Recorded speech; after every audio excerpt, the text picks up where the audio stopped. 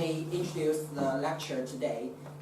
The Professor Liuzhong, who graduated from Beijing University of Traditional Chinese Medicine, following a 5-year full-time training in both Chinese and Western medicine. He then moved on to his master and PhD research and practice in Guangzhou University of Traditional Chinese Medicine for a further 6-year practice and research, during which he completed his advanced training in digestive and rheumatic disease. He was also teaching at the university for undergraduate students. In 2003, Dr. Ye came to the UK and started his profession as a TCM practitioner in the West. He worked as a senior consultant, acupuncturist and herbalist in different clinics across the country. He was one of the initial founder and head doctor of the Shizhen Clinic in Norwich until the end of 2006, when he started to work in a primary clinic in London, the Hongning Clinic, which has gained international fame for its success in treating skin disorders since the 1980s. Since 2008, he runs his own clinic practice in Norwich, as well as lecture in the College of Naturopathic Medicine, London, on Chinese medicine and acupuncture. As the model leader of Chinese theory pathology unit. Over 14 years of traditional Chinese medicine practice, he gradually developed his own style of integrated diagnosis system that involved tongue, pulse, and meridian palpation, differentiation. He applied this knowledge in his traditional Chinese medicine teaching and practice and has achieved a great success. So welcome to Professor Li. Thank you, everyone. I'll move on to page 1 here. I think before I start my lecture, I would like to know a bit more about you. So I would like you to introduce yourself, your speciality, and how many years of practicing. And so, shall we start from Catherine, please? My name is Kathleen Dowd. I practice in Ireland, in Dublin. My first qualification in Chinese medicine is over 10 years ago. My speciality for the Masters is gynecology. My name is Wendy. I'm from Ireland. I was originally from China, training in third military university, which is and I practice. I'm a Western background, but I practice Chinese medicine in Ireland for the last 15 years.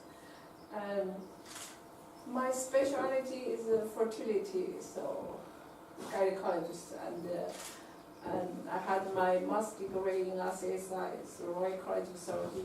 So I do my PhD here. So thank you very much. My name is Catherine Alexander Anderson, and I practice in the U.S.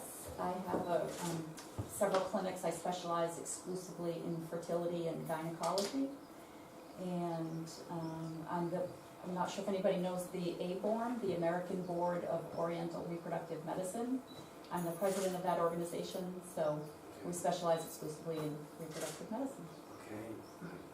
My name is Penny, and I actually started my Chinese herbal medicine in 2004 in Sunan College, and actually then followed Professor Sulan. I learned a lot from her. I know how her prescription really good. Then actually now I'm doing practice in Sulan Clinic. We got another clinic in Bradford. So I'm very good at. I'm specialized in skin problem, infertility, and pains problem.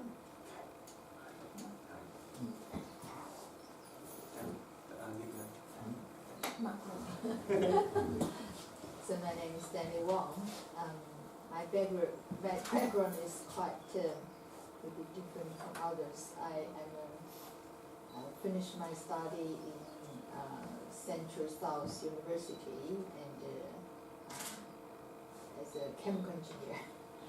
Then afterwards, I finished my master's degree in New Zealand to be a business consultant. But later I fell in love with Chinese medicine, and I follow a master to do Chinese tuina now for 10 years.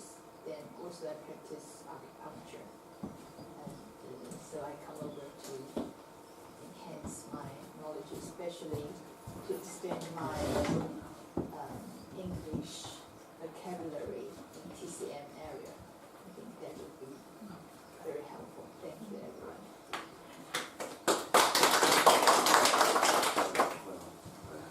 I'm Joseph Chunbiao. I come from Rome.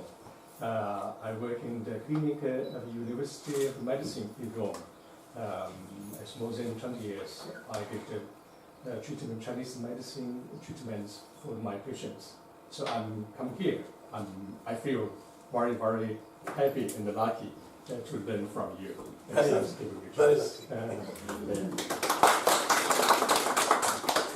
Good morning, everyone. I'm Christine Wei. 中文名是韦贵. I'm graduated as an English major in China, and then I went to Netherlands to study the Master of Business Administration. And after my graduation, I have been business consultant for 10 years. And in 2013, I decided to learn Chinese medicine, so I've learned the acupuncture and herbal medicine in the Academy of Chinese Medicine in the Netherlands. And now I want to improve my capability in the Chinese medicine, and I want to give a boost in my career. So that's why I'm here to learn the real Chinese medicine from the higher levels. Thank you. Thank you all for your. Next one. Oh, sorry. He's only my teacher. Your teacher, He didn't see me. Hello everyone, my name is Sawi Hari. I started my career in complementary therapy. I don't like to use the word alternative therapy because we are not alternative, we are complementing Western medicine. I started more than 25 years ago in cooking therapy, and in 2008 I graduated from the University of Salford with TCM acupuncture, and I've been a good colleague and friend of Professor Sholan Tang. I'm very grateful to her support for all the past years. Then I obtained my diploma last year from this historical college, and I'm here now in this big ocean. We're trying to learn something. With all my respect to everyone, we cannot say we are specialized. In Chinese medicine, there is no specialty. A patient come to us and he said, I've got this and that. We can't say, well, I'm specialized in fertility, therefore I cannot see you. We are all a GP. Okay, we can have a specialty. I would like to call myself special in autoimmune diseases. Thank you. I 100% agree with you. As we all practice in this country, we notice, the variety, the diversity of your patients is vast. So you see, pediatrics, you see gynecologists, So for me, I graduated my master's degree and PhD in 2003. Compared to many of you, my actual professional life wasn't as long as you. But because I was working in this country, and I started to think more, because I want to apply my knowledge and my experience into a higher level. So I think more and apply my thinking into my practice and find out more, so discover more. So for me to develop my own kind of style of diagnosis by a combination of tongue, pulse, and palpation. So today we're going to talk about the tongue and the pose. I believe most of you have your own style. You have your own experience in taking a pose and finding out what's wrong with the patient. For me, my personal experience was you do have difficulty really to find details. There are a lot of schools nowadays in China about pose reading. So you can read a pose. Even people can tell, say, a minor surgical scar in a certain place by just taking a pose. They say, oh, you have these and that. But to me, pose is a tool. Pose reading is only just a tool for you to find out basically the relationship between organs. Yeah, because our Chinese medicine, traditional way of Chinese medicine diagnosis is to find out the relationship between the 5 elements and to find out the relationship between the qi and blood and yin and yang. So I think if you do have the same kind of question about how you can find out from the pose, don't get misguided by all those nowadays theories. But you get sort of yes, you can do. You can find out what's wrong with the liver, what's wrong with the heart. But my personal preference will be still more focusing on the 5 elements. And then they can tell you the 5 element problems. You found troubles between the liver and the spleen. The yin and yang is disorder. So then you can apply into your acupuncture or your herbal treatment. They still work, and they works better than you only just thinking about the organs itself. Yeah, so I think today's pose reading is not a new how can I say a new world for you to discover. Is to reorganize or restructure your pose reading. I think I only just give you my own experience, and I only just tell you what I think it works for my practice. But I think this is a kind of way for you to knock the door and to open a new garden. But it might not be always your reference. You have to strictly follow. So do you get my meaning? Yeah.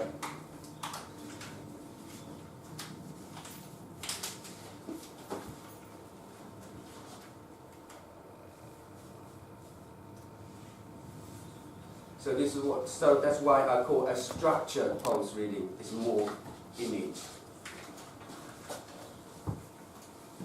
What can we read from the tongue pose? You know already, the left side and right side. But for me, I will focus on first to tell.